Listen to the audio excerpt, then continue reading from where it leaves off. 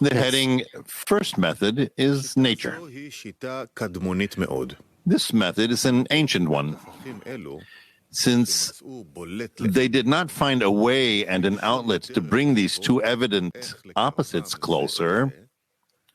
They came to assume that the Creator, who created all these, who watches mightily over his reality, lest any of it be cancelled, is mindless and senseless.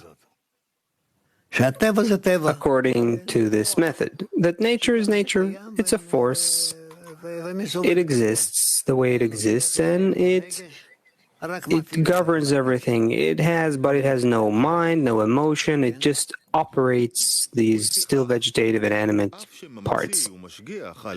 Hence, although he watches over the existence of reality with wondrous wisdom, he himself is mindless and does all that senselessly.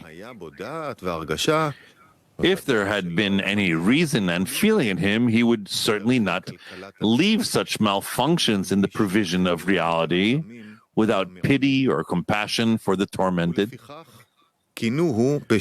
For this reason, they named him nature, meaning a mindless, heartless supervisor. For this reason, they believe that there is no one to be angry at, pray to, or justify before him.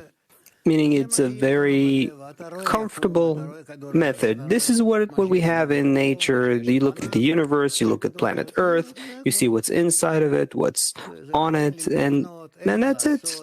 That's what you have. There's no one to turn to, there's nothing to do. You have nature, and you can try to work with whatever you have that nature evolved in you, your mind, whatever means you can gather, and go ahead, just try to make things better.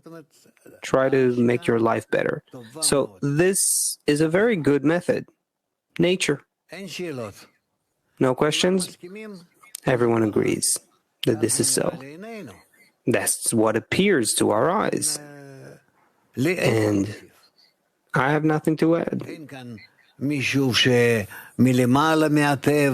no one here that is above the natural system, beyond it, or awakens us to go through some states that we're of justice and emotions and different calculations. There's no such thing.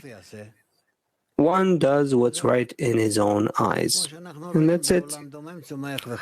Like we see in the world of the still vegetative and animate, everything follows laws, and these laws are about power. The one who's powerful gains more.